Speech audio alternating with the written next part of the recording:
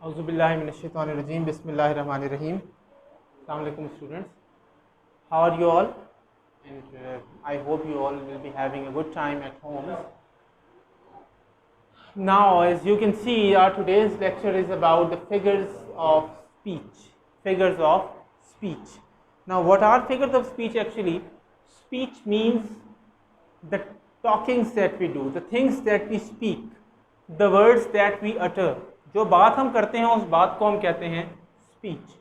अब बेटा एक तरीका तो होता है कि बात को हम सिंपल कर लें, सिंपल तरीके से कर लें, और एक तरीका ये होता है कि बात को हम एक फ्लावरी लैंग्वेज में करते हैं. We used to talk and the people used to talk in embellished kind of language. The words are decorated with different kind of words, and the words are embellished, or you can say that whenever we try to make our discussion beautiful, we use these figures of speeches to make there are two things behind that. Number one, we want to make our language beautiful. Number two, we want to express an idea in a good way. हम किसी बात को ज़्यादा खूबसूरत बनाना चाहते हैं या किसी बात को बहुत अच्छे तरीके से एक्सप्लेन करना चाहते हैं, तो हम फिगर्स ऑफ स्पीच का इस्तेमाल करते हैं. बातचीत में भी करते हैं हम, लेकिन आमतौर पर ये पोइट्स ज़्यादा करते हैं. पोइट्स, राइटर्स, नॉवेलिस्ट, जो लिटरेचर के लोग होते हैं, जब लिटरेरी पीस लिखते हैं तो वो ज़्यादा यूज़ करते हैं. तो हम इसमें जो आपकी क्लास से मुतालिक वैसे तो ये बहुत सारे हैं जो आपकी क्लास से रिलेटेड हैं, वो जो मोस्ट इम्पॉर्टेंट है वो कौन कौन से हैं? Simile,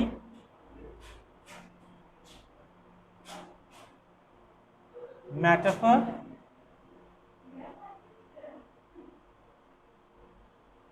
personification. These are three most important ones. वैसे मैंने आपको बताया सिमिली है, मेटाफर और पर्सोनिफिकेशन है, एलिट्रेशन, एसोनेंस आपने पढ़ा है, ऑक्सीमोरॉन्स होते हैं, मेटोनिमी होते हैं, ठीक है, और कई एग्जैजरेटेड चीज़ें होती हैं, तो आप उसमें हाइपरबले होते हैं. अच्छा, बहुत सारी हैं, लेकिन आपकी जहाँ तक आपकी बुक का ताल्लुक़ है या आपकी क्लास में जो स्कोप कवर किया गया है वो ये तीन मेन हैं. तो we'll be discussing these three. अब सिमिली और मेटाफर दोनों का काम एक होता है.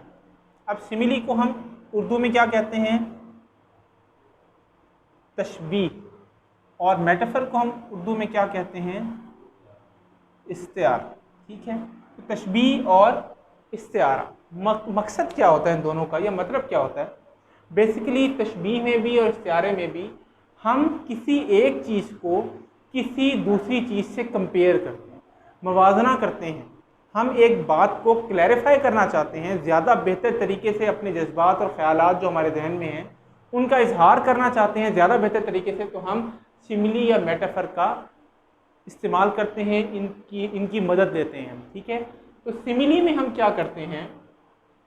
कुछ वर्ड्स यूज़ करते हैं, एज, लाइक, सच. ठीक है, इनका मतलब क्या होता है? उस चीज़ की तरह, मानंद या उस जैसा. जबकि मेटाफर में ऐसा हम कोई वर्ड यूज़ नहीं करते. यही डिफरेंस होता है दोनों के अंदर.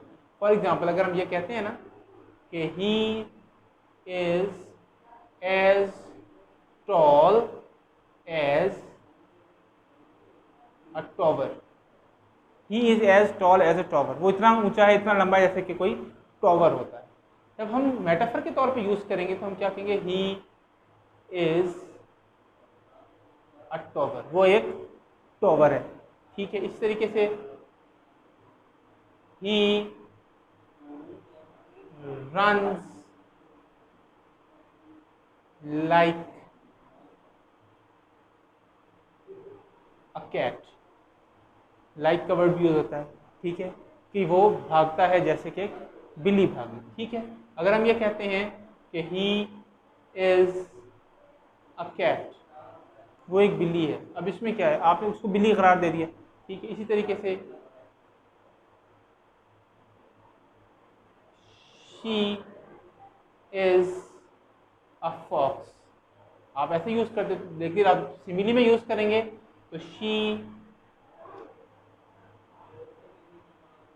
Is as cunning as a fox. Cunning means चालाक। तो डिफरेंस बेटा इन दोनों में क्या हुआ? इन दोनों में डिफरेंस ये हुआ कि तशबीह का मतलब ये होता है या सिमिली का मतलब ये होता है कि आप किसी चीज़ को ना किसी दूसरी चीज़ जैसा करार देते हैं, ये उस जैसा है, वो इतना लंबा है जितना लंबा टॉवर होता है, ठीक है, वो बिल्ली की तरह का वर्ड आ रहा है, ठीक है, वो लोमड़ी की तरह चालाक है। लेकिन यहाँ पर हम मेटाफर में हम इस्तिआरा का मतलब होता है कोई वर्ड मुस्तार लेना, उधार लेना। तो हमने यहाँ पर जिसके लिए यहाँ एज का वर्ड यूज़ किया था, उस लड़के की हाइट को हमने टॉवर की हाइट से तशबीह दी थी। यहाँ पर हमने उसको तशबीह नहीं दी, हमने डायरेक्ट टॉवर का वर्ड मुस्तार किया, उधार लिया, मेटाफर के तौर पर लेकर आ गए। ठीक है, ठीक है, जब एज सच और लाइक का वर्ड यूज़ नहीं होता तो हम उसको कहते हैं कि वो मेटाफर है। ठीक है, इस तरीके से ही इज़ द कैट में भी हमने कैट का वर्ड मुस्तार ले लिया, टॉवर का वर्ड यहाँ इसके लिए मुस्तार लिया, फॉक्स का वर्ड शी के लिए मुस्तार ले लिया, उधार ले लिया। मुस्तार इस्तिआरे का मतलब होता है मुस्तार लेना, का मतलब ये नहीं होता, इस्तिआरे का बेसिकली मतलब होता है इशारा करना। ठीक है, तो उसके बाद एक तो ये इन दोनों का डिफरेंस है which is quite clear I guess. Third thing is personification. ठीक है, पर्सोनिफिकेशन का जो मतलब होता है उर्दू में हम उसको कहते हैं पैकर, निगारी भी कहते हैं। ठीक है, इसके अलावा एक और वर्ड इसके लिए यूज होता है तजनीस। ठीक है, तजनीस या पैकर निगारी, पर्सन से वर्ड निकला है ना। सिंपल इसकी डेफिनेशन बेटा ये होती है कि to assign the traits of living beings to the non-living beings. Living beings means जानदार, non-living beings means बेजान। जब हम कोई ऐसी क्वालिटीज़ जो बेसिकली जानदारों की हैं यानी इंसानों की हैं या जानवरों की हैं, हम वो क्वालिटीज़ किसी बेजान चीज़ को देते हैं, हम वही वर्ड्स किसी बेजान चीज़ के लिए यूज़ करते हैं, तो उसको हम क्या कहते हैं? पर्सोनिफिकेशन कहते हैं। ठीक है, तो आप उसके लिए यूज़, फॉर एग्जांपल मैं एग्जांपल्स यहाँ पे लिखता हूँ, आपको अंदाज़ा होगा। फॉर एग्जांपल हम ये कहते हैं the leaves are drinking rain drops। अब देखिए बेटा, ड्रिंकिंग का वर्ड जो है ये क्या है? ड्रिंकिंग एक क्वालिटी होती है किन की? पत्ते पानी पीते हैं? नहीं पीते, पत्ते पानी जज्ब करते हैं। पानी पीते तो हम इंसान पीते हैं, जानवर पीते हैं, तो उनकी क्वालिटी दे दी गई लीव्स। ठीक है, तो इसलिए ये एक पर्सोनिफिकेशन की एग्जांपल हो गई। इसी तरीके से the dry grass is begging for water. अब वर्ड क्या है? Begging. The dry grass is begging for water, के खुश्क घास पानी के लिए भीख मांग रही है। क्या घास भीख मांग सकती है? नहीं मांग सकती। भीख मांगना या डिमांड करना किसका एट्रीब्यूट है, किसकी क्वालिटी है? इंसानों की क्वालिटी है या जानवरों की भी है, लिविंग बींग्स की है ना, घास की तो नहीं है। तो यहाँ पर लेकिन मतलब क्या है कि घास को बहुत ज़्यादा ज़रूरत है पानी। ठीक है, मैंने आपको शुरू में बताया था कि हम ये भी तो कह सकते हैं कि the dry grass needs water, कह सकते हैं ना, the dry grass needs water कह सकते हैं, सिंपल। लेकिन जब हम ये कहते हैं the dry grass is begging for water, हमारी लैंग्वेज फ्लॉवरी हो जाती है, हमारी लैंग्वेज एलिवेटेड हो जाती है, डेकोरेटेड हो जाती है। तो मैंने आपको शुरू में बताया था कि फिगर्स ऑफ स्पीच इस्तेमाल ही क्यों किए जाते हैं? अपनी लैंग्वेज को खूबसूरत बनाने के लिए या किसी आइडिया को बहुत बेहतरीन और बिल्कुल इलोक्वेंट तरीके से, फसीह तरीके से बयान करने के।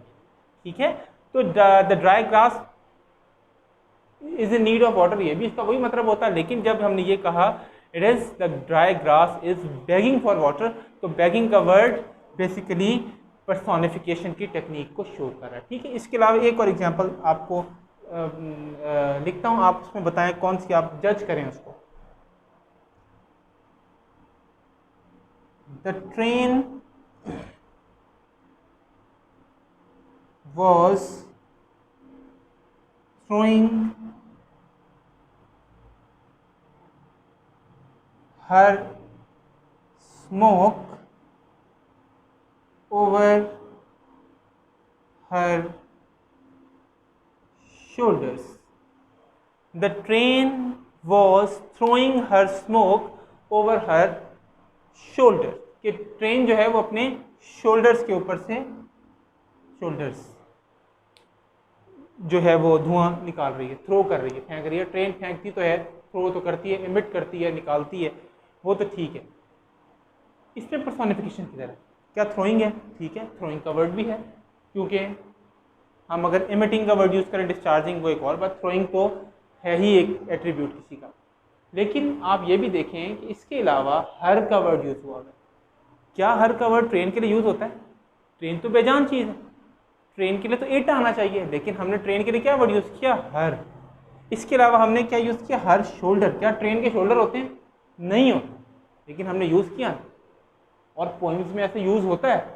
तो जब आप इस तरीके से यूज़ करेंगे तो आपने वो प्रोनाउन जो कि लिविंग बींग्स के लिए इस्तेमाल होते हैं, आपने एक नॉन लिविंग बींग के लिए इस्तेमाल किया। That is also example of personification, ठीक है।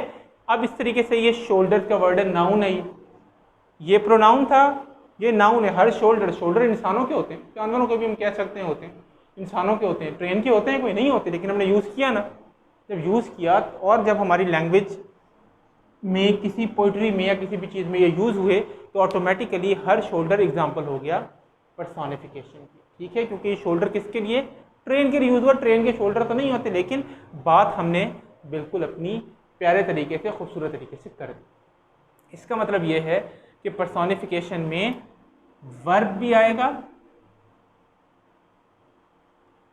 प्रोनाउन के थ्रू भी आप पर्सोनिफिकेशन शो कर सकते हैं, और नाउन के थ्रू भी कर सकते हैं, ठीक है। Is this clear? So these are the three main things that we had to discuss today, the figures of speech. And now आप इसको डिस्कस कीजिए, आप इसको देख लीजिएगा, बार बार सुन लीजिएगा, फिर भी कोई कन्फ्यूजन होती है तो you may definitely ask. Thank you very much.